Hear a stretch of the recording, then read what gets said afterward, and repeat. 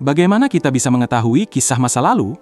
Semua itu bisa kita ketahui karena adanya sejarah, rekaman pengalaman manusia di masa lalu yang diwariskan dari generasi ke generasi. Secara sederhana, sejarah adalah peristiwa yang benar-benar terjadi di masa lampau dan berkaitan dengan perkembangan peradaban manusia. Untuk memahaminya lebih dalam, sejarah bisa dilihat dari 4 sudut pandang, yaitu sebagai fakta dan peristiwa, ilmu, kisah, dan seni.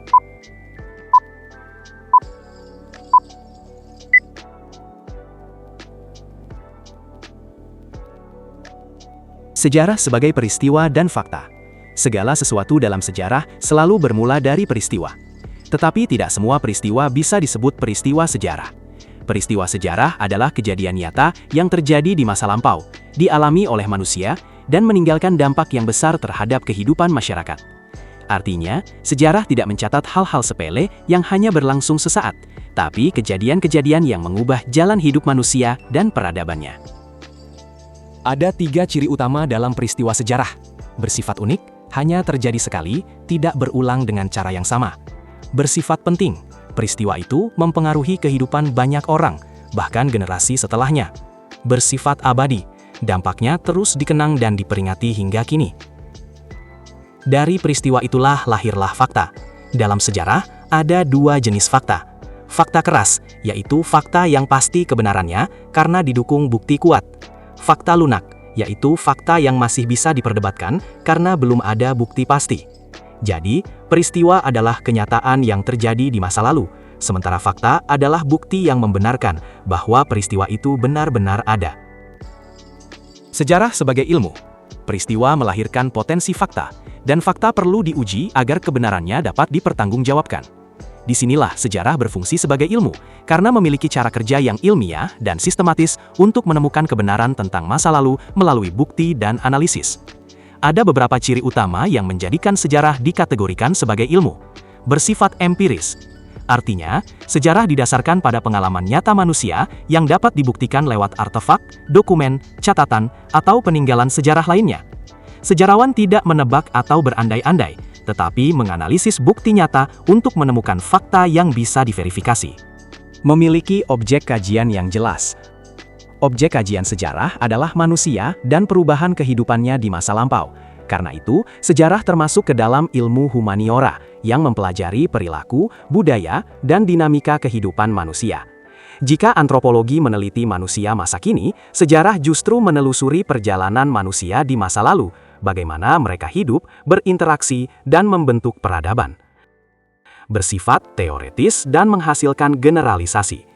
Sebagai ilmu, sejarah tidak hanya mengumpulkan data, tetapi juga membangun teori dan menarik kesimpulan umum atau generalisasi dari berbagai peristiwa. Dengan teori, sejarawan dapat menjelaskan pola, sebab, dan akibat dalam perjalanan manusia. Menggunakan metode ilmiah. Inilah yang membedakan sejarah dari sekadar cerita masa lalu. Sejarawan bekerja secara sistematis dan terukur melalui 4 langkah utama. Heuristik, mencari dan mengumpulkan sumber seperti arsip, dokumen, atau kesaksian saksi. Verifikasi atau kritik sumber, menilai keaslian dan keabsahan sumber tersebut. Interpretasi, menafsirkan makna dan hubungan antar fakta.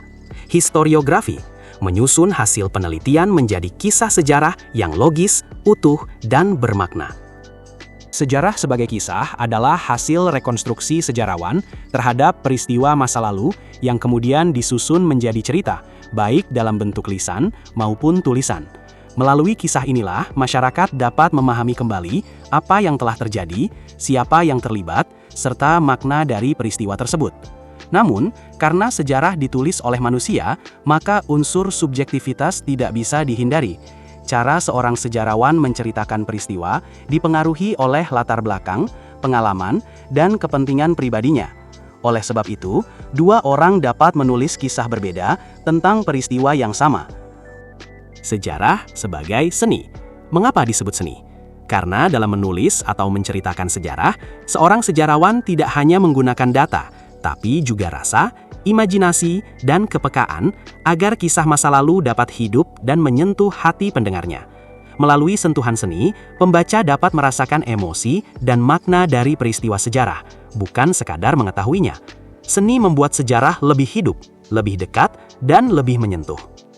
Belajar sejarah berarti mengenal masa lalu, tapi bukan sekadar mengingat tanggal dan peristiwa, melainkan memahami maknanya.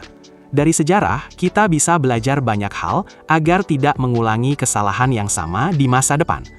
Di dalam setiap kisah sejarah, ada banyak nilai berharga yang bisa diteladani. Misalnya, semangat juang para pahlawan, kerja keras dan rela berkorban demi bangsa, rasa cinta tanah air. Nilai-nilai itu bisa jadi sumber inspirasi buat kita agar lebih semangat, pantang menyerah, dan cinta negara. Belajar sejarah nggak selalu serius. Lewat buku, film, atau peninggalan sejarah, kita bisa seolah berwisata ke masa lalu, melihat kehidupan orang zaman dulu, budaya mereka, dan perkembangan peradaban. Jadi, sejarah juga punya nilai rekreatif atau hiburan yang bikin belajar jadi seru. Belajar sejarah bukan cuma tahu apa yang terjadi, tapi juga memahami kenapa hal itu terjadi. Dari sanalah kita bisa belajar menjadi pribadi yang bijak, menghargai perjuangan para pendahulu, dan siap membangun masa depan yang lebih baik.